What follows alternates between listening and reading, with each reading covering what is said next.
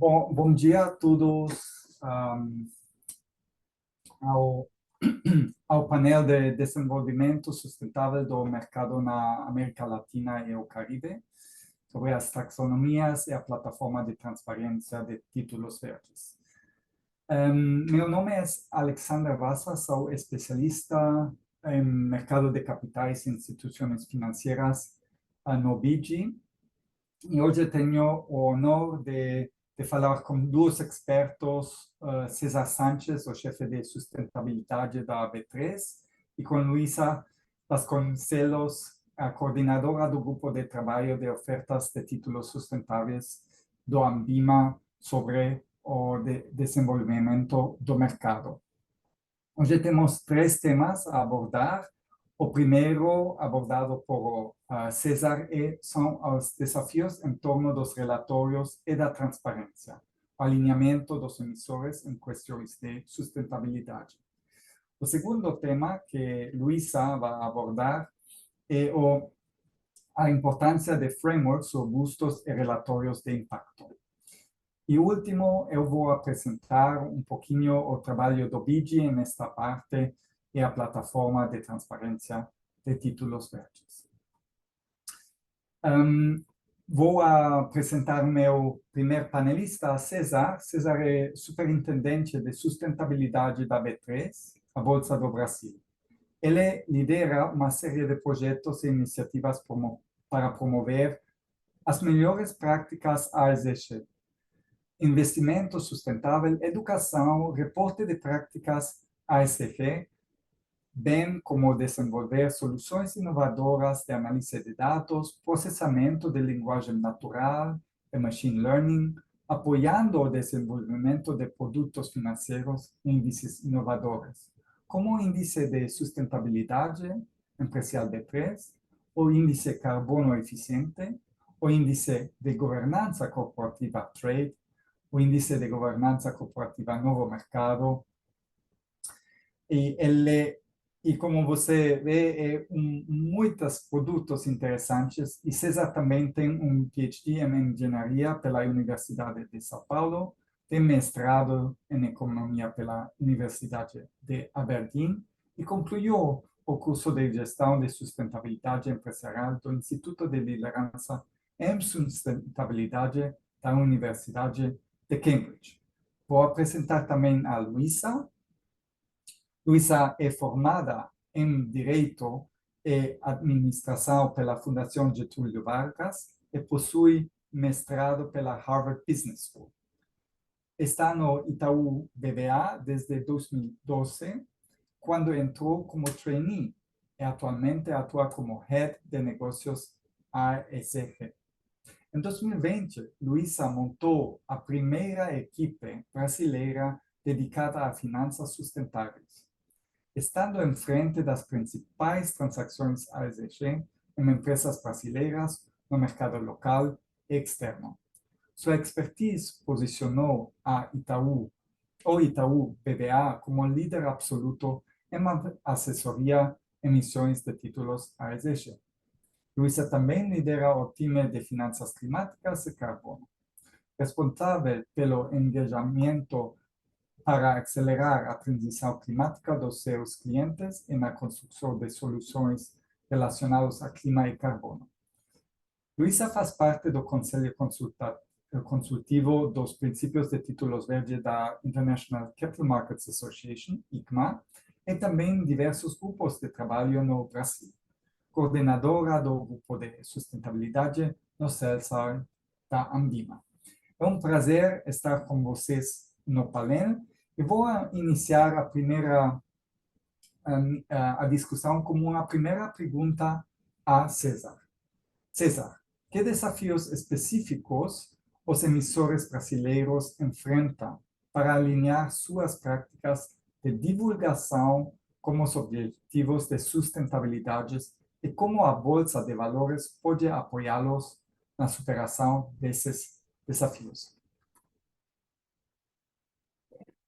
Legal, Alex, obrigado. É um prazer estar aqui com você, Luisa. Prazer estar aqui em mais um bate-papo Eu acho que eu vou começar com um pouco de números globais. Então, total de emissões desde a do início da Revolução Industrial, 2,4 trilhões de toneladas de CO2. Nós continuamos emitindo 50 bilhões de toneladas, nós seres humanos, todo ano, na atmosfera.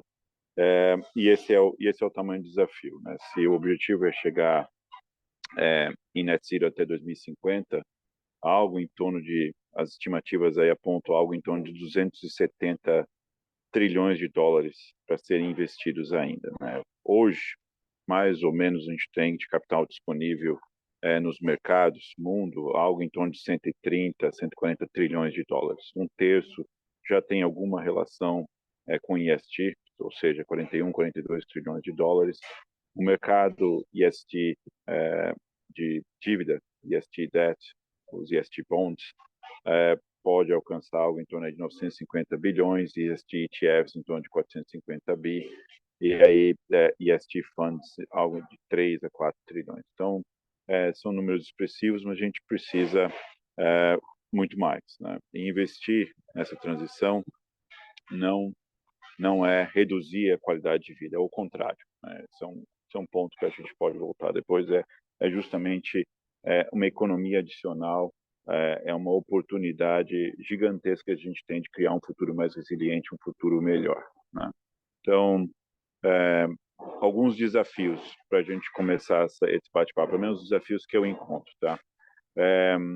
O primeiro deles é uma falta de standardization. Então, a gente precisa de uma harmonização, de compatibilidade entre diferentes frameworks e métricas. Hoje existe diversos ESG reporting standards, frameworks e iniciativas no mundo inteiro com diferentes objetivos, escopos e definições e métricas. Então, esse é um ponto, acho que, para a gente refletir. O outro, em diferentes jurisdições, diferentes países, você vai ter diferentes requerimentos ou regulação pedindo para as empresas fazer esse reporting, né? Ou você não vai ter em alguns países. Então, ter uma maior harmonização desses requerimentos também pode ser algo para a gente trabalhar. Então, vou dar alguns exemplos de iniciativas que estão em andamento, como o IFRS, o ISSB, IFRAG, EU Taxonomy, o SEC, SFTR. Então, tem já algumas iniciativas de harmonização tentando trazer, por exemplo, né, TCFD, SASB e outros frames dentro do ISSB. A qualidade, a disponibilidade e a qualidade dessa informação, né? Que vem de diferentes fontes. Fontes internas, sistemas internos das empresas, sistemas dos provedores de dados, né? E bases públicas. Então, essas fontes nem sempre são completas e, portanto, nem sempre são reliable, nem sempre a gente pode confiar totalmente nelas, né? E também tem uma série de você pode encontrar inconsistências, gaps e transparência limitada, né, nessas diferentes fontes. Então, 3 grandes pontos para a gente começar. O que eu recebo muito dos emissores bom, César, legal. E por onde eu começo, né? Eu que estou no início da minha jornada aqui, dessa sopa de letras, né? O que eu uso? Eu uso a GRI, uso o SASB, uso a ISSB. Então, a gente tem aqui uma estratégia de comunicação, né? Então, os guias, os webinars e uma série de produtos e serviços, como, por exemplo, os nossos índices. Então, vou pegar o Easy só para dar um exemplo, não que seja necessário utilizar o Easy, enfim, os emissores, as empresas podem usar o standard que elas quiserem para iniciar essa jornada, mas muitos usam o Easy como um ponto de partida, né, para entender onde eles estão, o que é preciso ser feito e aí desenhar uma estratégia. De novo, precisa ser o Easy? Não, mas é uma das ferramentas que a gente tem aqui para poder auxiliar as empresas nessa jornada ESG. e a ideia é sempre de construir com as empresas, né? Então, não importa se você está iniciando a jornada, se você já começou, se você está avançado, o importante é que nós, né, a gente consiga trabalhar juntos para construir esse futuro mais resiliente, mais justo. Então, acho que, Alex, para começar, esses são alguns dos pontos que eu trabalho aqui com os emissores. Obrigado, César. Tenho e como pode explicar um pouquinho mais como a B3 está incentivando ativamente as empresas listadas a aumentarem a transparência nos relatórios de sustentabilidade?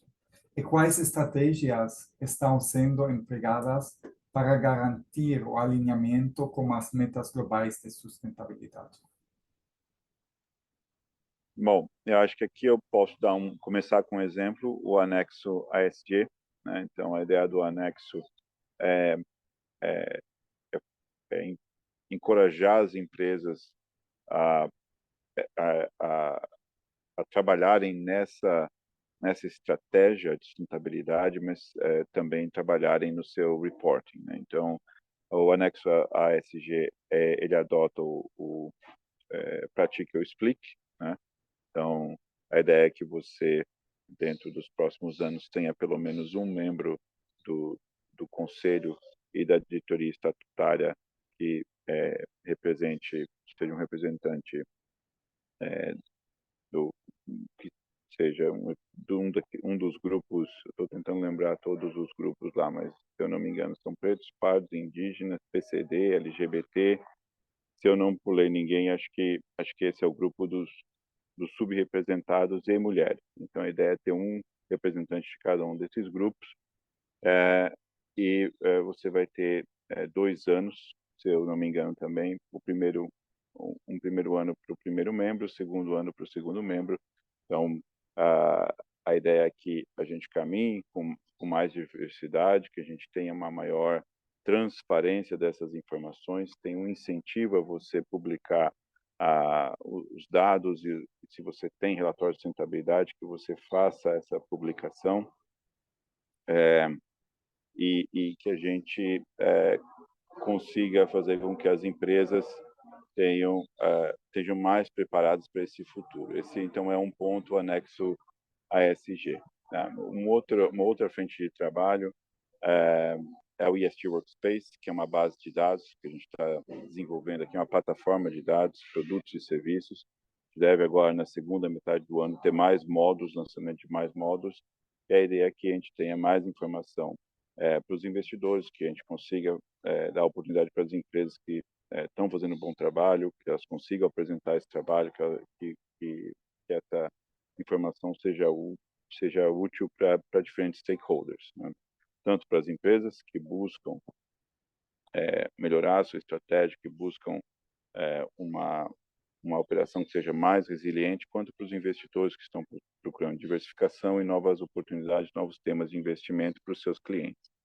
Então, acho que, de uma forma geral, esses são 2 exemplos, né? Além dos índices, que têm um papel importante também na disponibilidade de dados. Acho que é isso, Alex. Ok. Depois vamos a ter espaço para perguntas do público, não? Mas eu tenho uma terceira pergunta. Você pode compartilhar outros exemplos também de iniciativas ou parcerias bem sucedidas que contribuirão para melhorar os relatórios de sustentabilidade entre os emissores no Brasil e como esses modelos podem ser replicados em toda a região. Bacana, Alex. Eu tenho alguns exemplos, sim. Eu acho que a CVM 59 é um exemplo, né? Então, é uma regulação que entrou em vigor agora em maio, se eu não me engano, maio de 2023, e aí pede para os emissores, pede para as empresas fazerem o disclosure de dados estruturados e dados não estruturados, né? Dentre eles, por exemplo, os dados de diversidade que foram úteis na elaboração do índice de diversidade, por exemplo.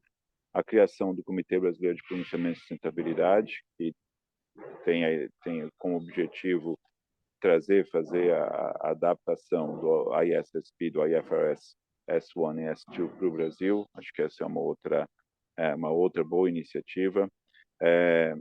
Eu gosto de pensar que o nosso relatório anual foi um trabalho interessante, um trabalho que foi bem feito.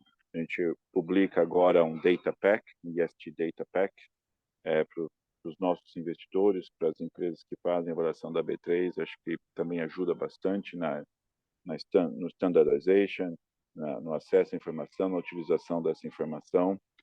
Nós temos aqui na B3 também uma série de webinars e guias que ajudam as empresas e investidores nessa jornada. Eu gosto do trabalho feito pela Ambima. A Ambima lançou agora uma rede de sustentabilidade e tem o guia de títulos temáticos. Eu acho que é um trabalho muito bacana que a Ambima faz. A Luísa vai poder, claro, falar mais sobre isso. As regras e procedimentos para identificação de fundos de investimento sustentável também da Ambima, acho que esses são bons exemplos de iniciativas, de parcerias que auxiliam no aumento da transparência, do acesso à informação, da consistência da informação, utilização de estándares e padrões internacionais. Acho que esse é um ponto importante, a gente ter essa preocupação, claro, de sempre usar estándares e procedimentos que sejam adequados para o Brasil, para a nossa realidade, para a nossa legislação, mas também que a gente consiga garantir alguma correlação com estándares internacionais, para que investidores em diferentes países consigam fazer a sua avaliação, consigam estruturar a sua estratégia de investimento de uma forma adequada, né? E para fechar aqui essa questão, eu gostaria de colocar que, claro, compliance é super importante, a gente precisa e deve focar em compliance, mas ESG é muito mais do que compliance no sentido, quando eu falo compliance no sentido de do rating agencies e responder todos os questionários e todas as exigências que as empresas têm. Mas eu acho que vai além, ou tem mais elementos do que esse, que é o próprio impacto ambiental, impacto social que essas ações têm. Então, de fato, como que nós impactamos a sociedade e o meio ambiente.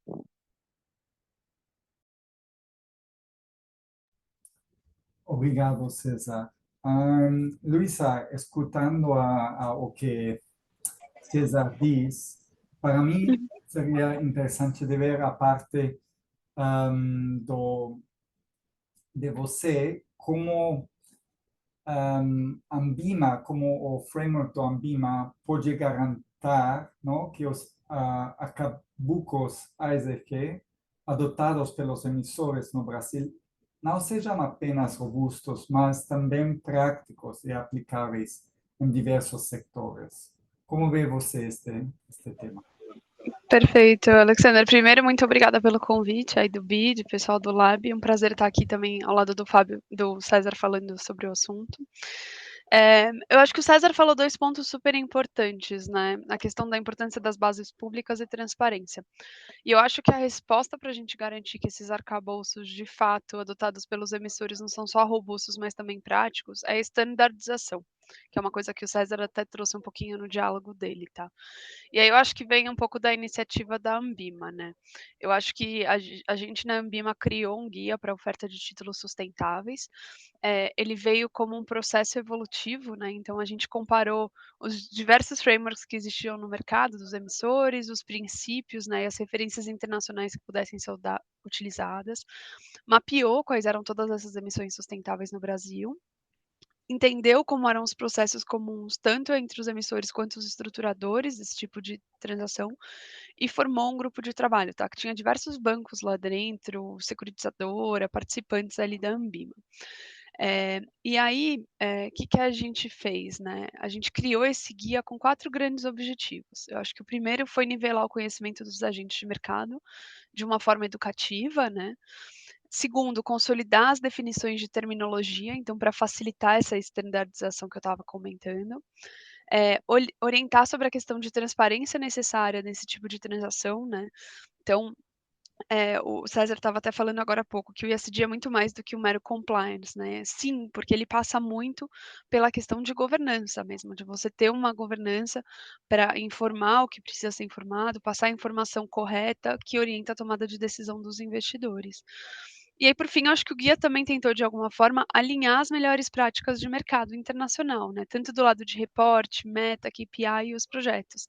Por quê? A gente não queria reinventar a roda, a gente queria basicamente padronizar e dar uma tropicalizada no que já existia ao redor de todo mundo, tá. Então é um guia que a gente trouxe, que ele é voltado para os coordenadores da oferta, então são aqueles que estão de fato estruturando. Ele vai abranger todos os papéis de renda fixa, ou seja, todos os títulos que podem ser estruturados com perfil de dívida no mercado de capitais. Ele usa, né, consolidando e adaptando todos os princípios internacionais, ele inclusive passou pelo processo de aprovação ali da ICMA, tá, o guia, o que é muito bom, que eu acho que dá uma robustez maior. E ele traz várias definições claras sobre qual o papel de cada um dos agentes, então dos avaliadores independentes, das empresas de SPO, das certificadoras, do próprio banco estruturador, do emissor, para definir certo o que são papéis e responsabilidades e qual o papel de cada um desses para garantir integridade e transparência no processo, né. Define, por exemplo, onde reportar cada informação, qual o conteúdo mínimo de cláusula, qual a periodicidade de divulgação. E tudo isso ajuda a gente a construir cada vez mais, regras mais estandardizadas, né. Então, por exemplo, ele vai definir entre os documentos, qual a periodicidade dos relatórios, então que tem que ser no mínimo anual. No caso, por exemplo, dos títulos vinculados a metas, ele precisa, além de ser anual, ser verificado por um terceiro obrigatoriamente. Em todos os casos é necessário ter um parecer de segunda opinião antes da emissão, para dar mais robustez. No caso, por exemplo, de operações vinculadas a metas, você precisa obrigatoriamente ter um framework.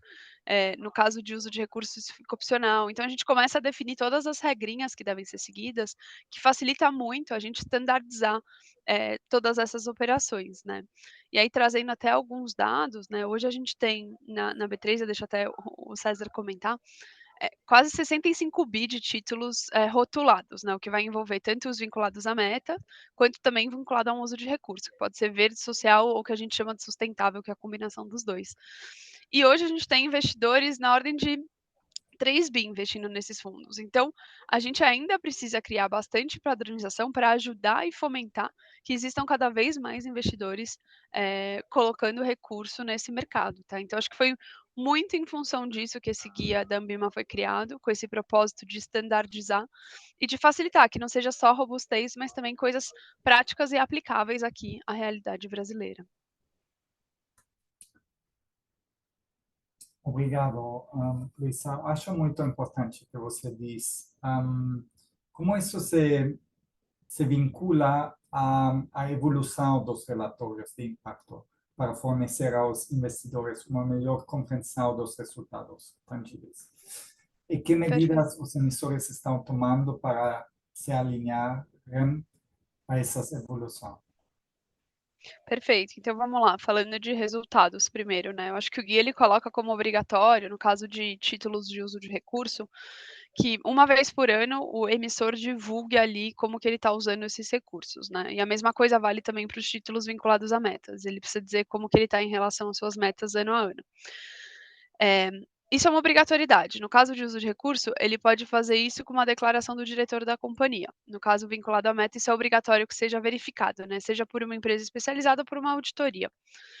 Eu acho que isso dá mais transparência, tá. O que a gente tem visto de movimento é que muitos emissores, eles também topam fazer essa mesma auditoria nos títulos de recurso, que seria algo, voluntário, porque eles justamente entendem o valor de você estar com aquele dado 100% correto e irrefutável, né.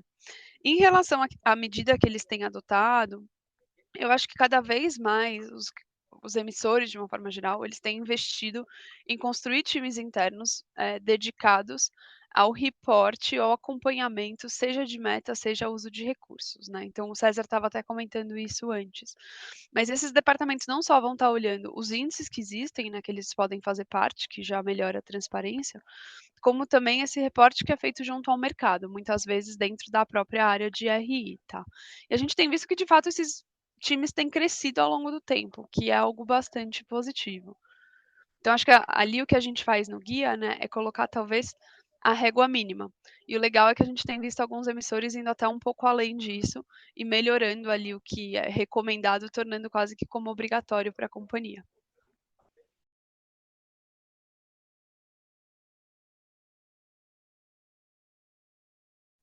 E dada a natureza dinâmica dos desafios de sustentabilidade, como as instituições financeiras no Brasil podem equilibrar a necessidade de arcabouços padronizados com a flexibilidade necessária para abordar questões de sustentabilidade específicas do setor? Perfeito. Eu acho que isso acaba ocorrendo na fase de estruturação, né. Então, como eu comentei, o guia, ele é destinado para os coordenadores da oferta. Então, obviamente, eles vão colocar as regras mínimas, mas os coordenadores podem ajustar ali os itens ou até o próprio documento da emissão, a depender da peculiaridade de cada cliente, né, de cada emissor. É, e o que eu acho legal comentar também é que apesar, dos bancos estarem, obviamente, 100% aderentes ao guia da Anbima no mercado de capitais, eles também fazem operações bilaterais, que são regidas por regras bancárias. E o legal é que, por exemplo, aqui no Itaú, para dar um exemplo, a gente faz isso em linha com o guia Anbima, ainda que não seja uma operação de mercado de capitais. E a gente sabe que outros bancos têm ido na mesma linha também. Então eu acho que o guia, apesar dele ter um escopo definido para o mercado de capitais, super específico, ele acaba criando uma estandarização e referência dentro do mercado brasileiro que supera até as barreiras do mercado de capitais puro, que a gente vê como uma vantagem muito boa.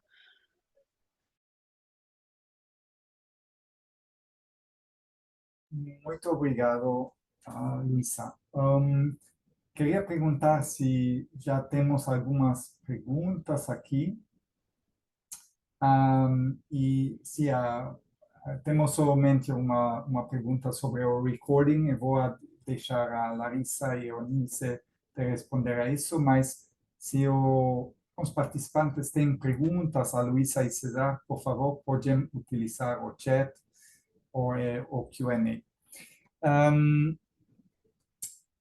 Eu vou apresentar agora um pouquinho o trabalho do BID, depois vamos a ter um pouquinho de tempo também para intercâmbio de perguntas e respostas, não? Como vê o BID o tema de títulos verdes e os títulos temáticos e os vinculados a metas na América Latina, não? Desde 2015 já o mercado de títulos verdes cresceu em América Latina a 45 mil milhões e uns casi 190 emisores estão ativos e han emitido 288 emisores verdes individuais. Mas o mercado temático, que inclui emissões verdes, sociais, sustentáveis e emissões vinculadas a metas, já estão a 150 mil milhões, com mais que 320 emissores, não? O Banco Interamericano de Desenvolvimento, o BID, reconhece o potencial dos títulos verdes e sustentáveis para mobilizar capital privado para projetos sustentáveis. Especialmente na região de América Latina, oferece enormes oportunidades de investimento, como maior reserva de biodiversidade do mundo. Nessa linha, desde 2016, o Grupo BID apoia mais que 30% das emissões em termos de volume de mercado na região, como uma combinação de instrumentos financeiros e não financeiros. Apesar do progresso na América Latina e Caribe, ainda existe um déficit financeiro significativo para projetos sustentáveis e para alcançar os objetivos de desenvolvimento sustentável.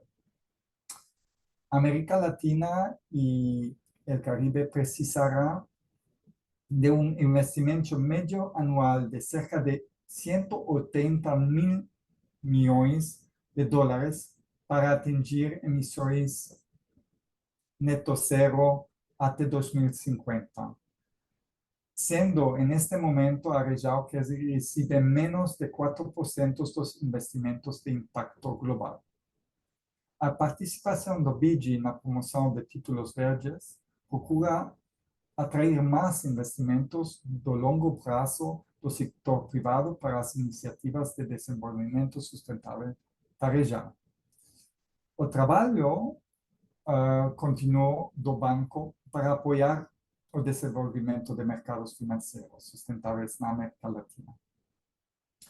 E continuará fornecendo assistência técnica, garantias e ferramentas de impacto, como a plataforma de transparência de títulos verdes, o Green Bond Transparency Platform, que contribuiu para a patronização e a harmonização de títulos verdes e títulos sustentáveis para a tomada de decisão de investimento informadas e basadas em evidências. Isso é que a Luísa falou, que é da importância da patronização, e César também mencionou este tema. No Brasil, nosso trabalho pode ser visto refletido no apoio que oferecemos para a estratégia do soberano para emitir um título sustentável, que ocorrerá proximamente.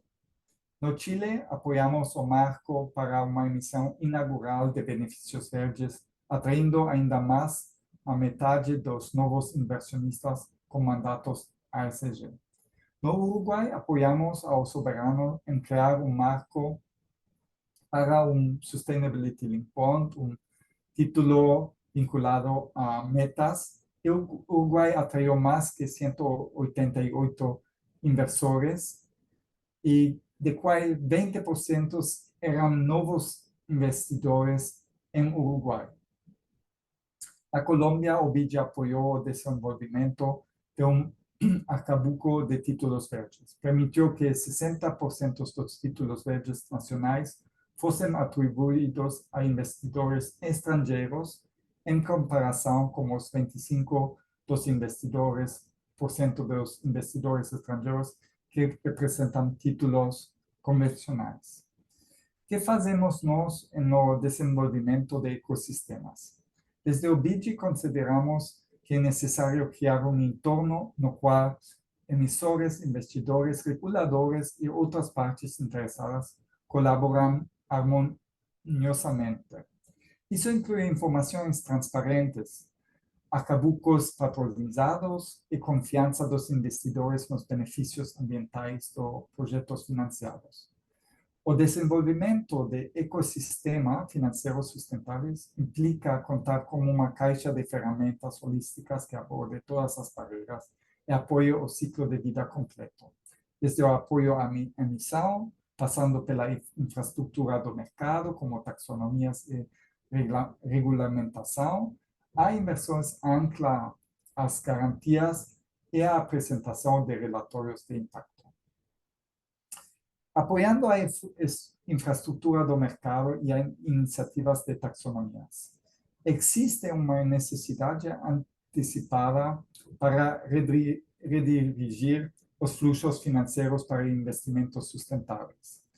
E as taxonomias são uma ferramenta que, a nível nacional e global, pode contribuir com esta mudança de tendência. Eu acho que a implementação crescente de taxonomias sustentáveis no mundo nos traz importantes lições aprendidas, entre aqueles que se destacam para garantir a comparabilidade entre os diferentes países. A falta de comparabilidade poderia gerar obstáculos nos fluxos de capital de nossa região para economias descarbonizadas e resilientes ao clima. Devido a isso, devemos trabalhar no reto de harmonização e interoperabilidade das taxonomias para facilitar los flujos de capital entre países y promover decisiones de inversión basadas en la ciencia. Las taxonomías sustentables exitosas deben equilibrar la interoperabilidad y la usabilidad de las prácticas internacionales y las circunstancias regionales. Existen esfuerzos regionales como marco común para taxonomías de finanzas sostenibles para América Latina y el Caribe, una referencia voluntaria para orientar los desenvolvimientos de taxonomías en los países de la región. Como base en las mejores prácticas internacionales en la Unión Europea, que tienen en cuenta las especificidades locales, más que establecer directrices y principios rectores, contos como objetivos, sistemas de clasificación de sectores y actividades que son comparables y semejantes en abordajes y metodologías usadas para definir la elegibilidad, las cuales contribuyen para mejorar la comparabilidad y garantir la interoperabilidad de las taxonomías. Este mercado común contribuyó para orientar diferentes actores en la región. O BID está comprometido en apoyar los países de la región en el desenvolvimiento de sus taxonomías nacionales, desde los pasos iniciales, como el caso de Chile, para el diálogo entre el gobierno y los reguladores, así como el sector privado. Una herramienta que nos utilizamos para juntar nuestros esfuerzos es la plataforma de transparencia de títulos verdes, que en este momento representa 80% del volumen del mercado de beneficios verdes en América Latina y el Caribe y permite la inclusión de taxonomías regionales y la replicabilidad en otras regiones. Eu vou fazer uma pequena apresentação aqui para que vocês conheçam a plataforma que está de livre acesso e que todos de vocês podem utilizar para conhecer como os atores emissores da América Latina já estão reportando em uma forma padronizada, não? Segundo os princípios de ICMA que estão, a qual a BIMA está alinhado. As guias da ANBIMA estão alinhadas. Então, como você vê aqui, na plataforma contém mais de 230 títulos verdes. São quase 100 emissores que já han reportado na plataforma, e todos os dados que você vê na plataforma estão carregados por os emissores mesmos, utilizando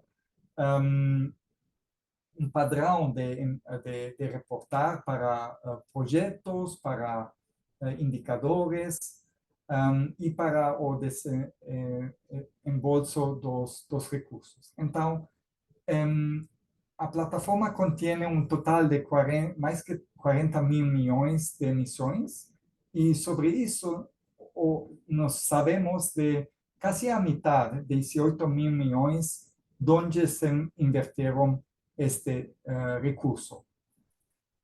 Temos aqui conhecimento de 1.500 projetos a nível regional, e total de estes 18,4 milhões. E sabemos que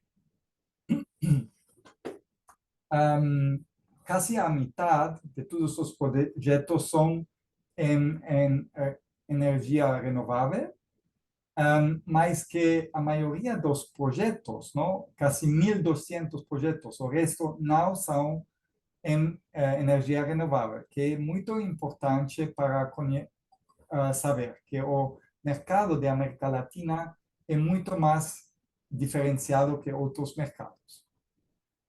Quando vamos ao Bonds page aqui, nós vemos os filtros que podemos utilizar para conhecer diferentes tipos de emissores.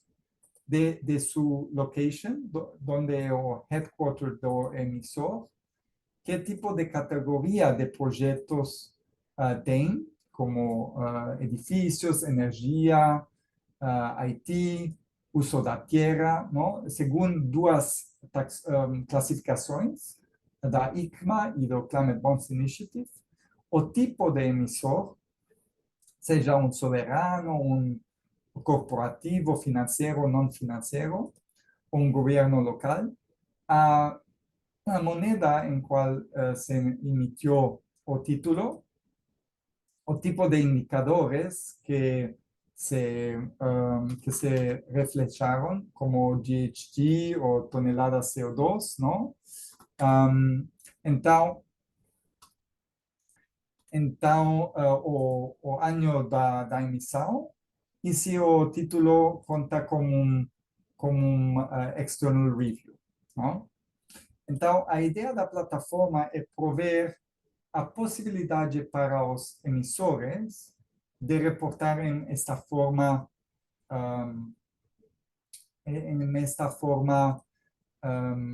patronizada, não? Então, podemos ver aqui, para o caso do Brasil, alguns exemplos do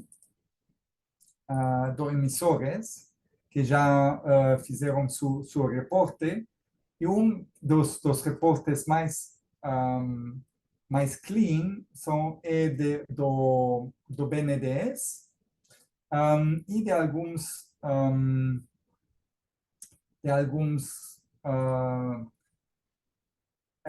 atores privados como a Klabin, que fizeram o reporte na plataforma. Então, se vamos aqui, isso é um título do Peru somente para mostrar. Esse é um reporte sobre um título que tem uma hidroelétrica que desembolsou todo o recurso do bono em 2009, 30 milhões, e tem uns KPIs aqui reflejado a redução de toneladas de CO2, megawatts horas generados e a capacidade instalada. Todos estes dados se colocaram por o emissor, neste caso um banco público de Peru, COFIDE, na plataforma.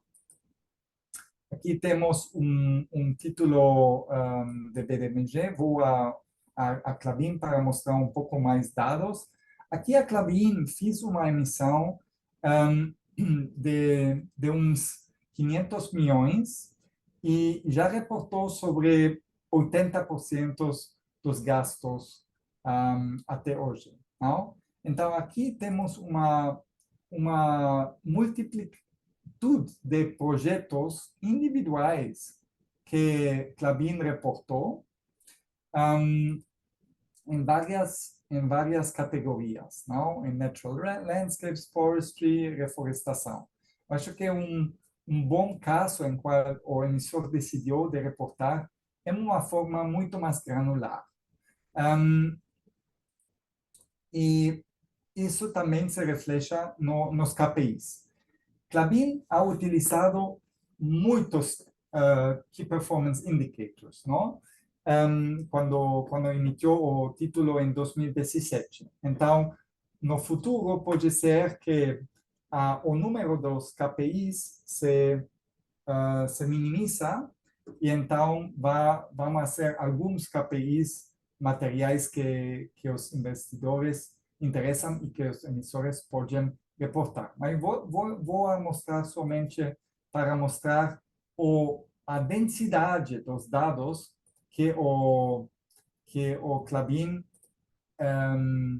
reportou, somente para mostrar a possibilidade de reportar através da plataforma dados granulares, não? Então, todos estes dados você pode baixar da plataforma, é grátis, não precisam para fazer um login, mas o importante aqui é que é muito fácil para qualquer conhecer o que passa na América Latina com emissores diferentes e que dá visibilidade ao trabalho dos emissores em uma forma muito acessível e fácil. Neste momento, estamos preparando uma globalização deste conceito da plataforma para que seja disponível em outras jurisdições, em Ásia, em Europa, e esperamos que isso atraia mais investidores à região da América Latina e o Brasil e mais grande a região pode mostrar o que ha feito nos últimos anos. Vou volver à nossa discussão e ver se temos já algumas perguntas. Tenho aqui uma para Ambima e B3. A pergunta é: Ambima e B3 conversam de que forma com o governo? Luísa, talvez você pode responder a essa pergunta? Sim. Eu posso começar por aqui. Eu acho que a Ambima, quando a gente soltou o guia, a gente fez uma consulta a stakeholders, tá? O governo ele pode ser compreendido dentro do conceito de stakeholders, mas não tem um canal formal, pelo menos não que eu tenha conhecimento, tá? Mas eles podem sim participar do processo de consulta do guia e a gente está super aberto ao diálogo.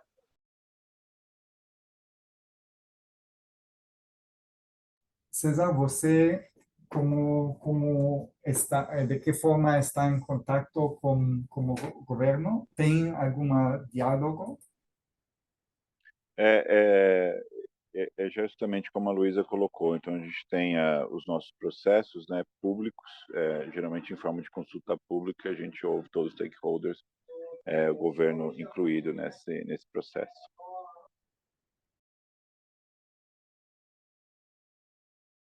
Obrigado. Temos aqui, sim. Se me permite só, Alex, eu acho que o principal contato que a Ambima teve foi com a CVM, né? Que é um dos agentes reguladores. Então, ao desenvolver o guia, a gente conversou bastante com eles, tá? Então, entendendo o governo como mais amplo e as agências reguladoras, acho que eles participam sim. Okay. Obrigado, Luísa. Temos outra pergunta. De que forma o BID está articulando como Ministério da Fazenda na emissão de títulos verdes? Nossa equipe está em conversação e diálogo com o Tesouro sobre a emissão de os títulos verdes e sustentáveis e trabalhamos juntos em la articulação. Se você quiser, podemos conectar também bilateralmente para trabalhar, mas junto com o Banco Mundial, o BID está trabalhando com o Ministério da Fazenda e específico com o Tesouro. Temos uma pergunta também de Fernanda. Como arrecadar os 180 mil milhões por ano para Net Zero até 2050? Bem, isso é uma pergunta de milhões, como se diz. Não sei se Luísa, César, você tem ideias para como arrecadar esta suma? Eu não sei se a pergunta é em relação à arrecadação de recursos para o governo ou, na verdade, captação de recursos por emissores, tá? Mas falando aqui da parte que a gente conhece, que é a captação de recursos por emissores, eu acho que uma das formas é você utilizando os instrumentos de finanças sustentáveis que são regulados pelo guia, né? Então, ou títulos vinculados a um uso de recurso, nesse caso seria o verde, né? Então, por exemplo, associados à categoria de energia renovável, transporte limpo, ou vinculados a metas de descarbonização, né? Porque a gente diz que os instrumentos de transição, eles são uma espécie de coringa, eles podem ser tanto vinculados à meta quanto a um uso de recurso. Até no guia da Ambima a gente reconhece que eles existem, tá? como eu diria que a estandarização dos princípios ela ainda está em curso, a gente decidiu não trazer para o guia nesse momento, mas isso provavelmente deve entrar em alguma das revisões do guia. E recentemente, na semana passada, a CBI publicou, né, um guia de como você fazer a avaliação dos planos de transição dos emissores, que eu acho que foi algo super relevante e que deve, com certeza absoluta, ajudar o mercado a padronizar ainda mais as regras que existem hoje, tá? Cesar, você o que acha Eu, sobre esta pergunta, não? eu concordo com a Luísa. Eu vou dar uma outra perspectiva. Eu participo de discussões sobre a agenda de reformas para Multilateral Development Banks. Então, existe uma discussão sobre o papel dos MDBs para a mobilização de capital do setor privado. Então, existe, em potencial, uma chance de mudança de percepção de risco, mudança de narrativa de investimentos, integração do foco do social com o clima, né? E essas organizações têm um balance sheet que pode promover, pode ser catalítico, né, para trazer tanto capital dos MDBs quanto capital filantrópico, mobilizar o private sector, que é onde você tem pools of capital, você tem grandes pools de capital que podem ser utilizados para financiar a transição, né? Então, mas essa é uma discussão que eu acho que para um outro webinar inteiro, tá? Mas eu acho que é um, é um, pode ser um ponto importante de discussão. Obrigado, Cesar. Do lado do BID, eu concordo com a Luísa e Cesar. Nós achamos que os investidores mais e mais estão interessados em entender seu impacto, não? E o pool de capital existe, mas tem que ter o risk return, balance de risk return, aceitável para os investidores e eles querem saber em onde podem invertem, não, para realizar os impactos de desenvolvimento. Nós achamos que existem formas de mudar o risco e re-risk ou de-risk estruturas de financiamento. Isso é uma parte que nós estamos trabalhando. E a segunda parte é conhecer exatamente os impactos de sua inversão. E para isso nós construímos a plataforma e trabalhamos com parceiros como a B3, como a Ambima, para fortalecer, promocionar a transparência no mercado. Então, eu acho que a pergunta, Fernanda, aqui, a resposta à pergunta é que o dinheiro existe, os recursos existem, tem que ser redirigidos através de taxonomias claras, de regras claras e também da transparência. Onde não existem taxonomias, é importante que existem regras claras do iniciativas, do associações como a ICMA, como a Ambima, que estandariza, patroniza o mercado, não? E onde parceiros e stock exchanges como a B3 estão líderes na região para criar espaço para os emissores mostrar que eles fizeram emissões sustentáveis com valor agregado, não? Eu acho que estamos chegando ao final do nosso painel. Queria perguntar aos participantes se tem alguma outra pergunta e também a César e a Luísa, se vocês quiserem dar algumas palavras adicionais, complementar o que discutimos hoje no painel. Oi, muito obrigada, Alex, pelo convite. Acho que não, só agradecer aí a vocês do vídeo, um prazer estar aqui do lado do César falando do assunto. Acho que é isso, muito obrigada.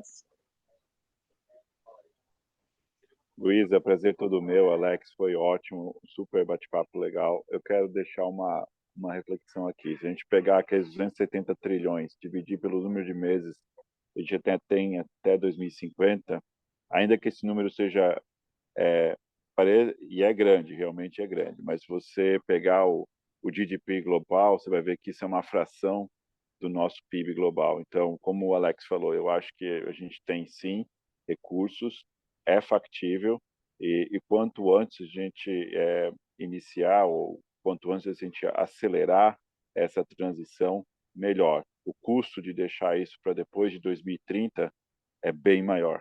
Então, deixar essa reflexão aqui. Obrigado. Muito obrigado, César. Obrigado também, Luísa. E de nossa parte, muito obrigado pela organização do Lab do Brasil para você, César e Luísa, para compartilhar este painel mim e com nós. Estamos abertos, nosotros tres, para qualquer pergunta, por favor, entram bilateralmente en contacto, si podemos apoyar para este mercado, para eso estamos aqui. Muito obrigado de meu lado. Obrigada, pessoal. Obrigado. Obrigado.